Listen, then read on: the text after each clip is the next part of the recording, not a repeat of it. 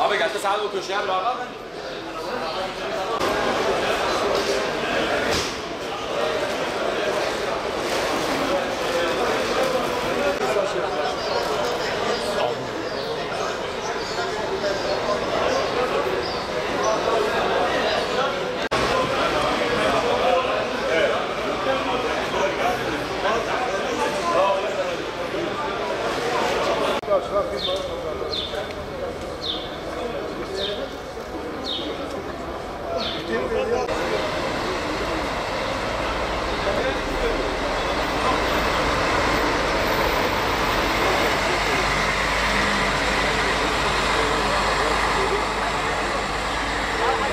Seyahat kısıtlamamız kalktıktan sonra yolcu potansiyelinde ve insanların ulaşımı için çabalarında daha rahatlık sağladık.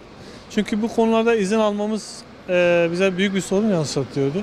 Fakat hala yasaklı olan illere karşı izin almak zorluk çekiyoruz. Bu konuda da yapabileceğimiz pek bir şey yok. Amacımız zaten kar gütmek değil, insanlara yardım ya da ulaşımını sağlayabilmektir. O yüzden bir çaba içindeyiz.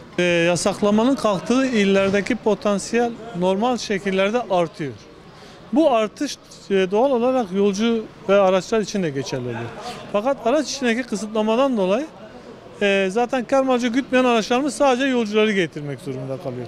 Ama yasaklı zeminlerde, yasaklı olan şehirlerimizde bize bu konuda yardımcı olan bir tamiri de yok. Yolculara yardımcı olan da yok. O yüzden yolcular da mağdur oluyor, biz de mağdur oluyoruz. Yani yasak olmayan illerdeki potansiyelimiz artmıştır. Bizim o konuda bir sıkıntımız yoktur. Aracın kısıtlanmasında da ilgili bir sıkıntımız yoktur. Ama dediğim gibi yasaklı iller bize sıkıntı yaratıyor. Seyahat kısıtlanmasıyla ilgili burada insanlar çok sıkıntı çekiyordu.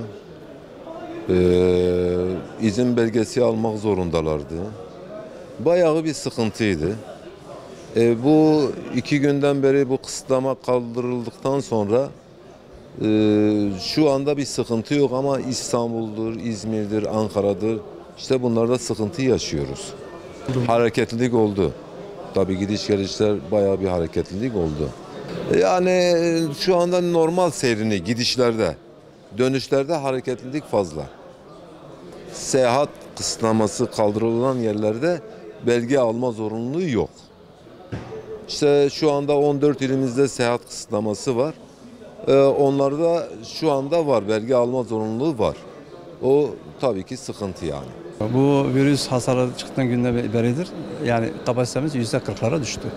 Evet, bazı illere kısıtlama kaldırıldı ama biz şu anda otogarın halini görüyorsunuz. Herhangi bir hareketlenme yok. Tabii ki bayram öncesinde her zaman böyledir. Gelişler var. Kapasite şu anda yüksek olan İstanbul, İzmir, Ankara dolaylarında var. Yani oradan gelenlerimiz var. Tabii bayramdan sonra buradan hareketlilik olacak. Bayram öncesinde oradan gelişler var. Bayram sonrasında burada hareketlilik olabilir ki eskiye rağmen asla olmaz.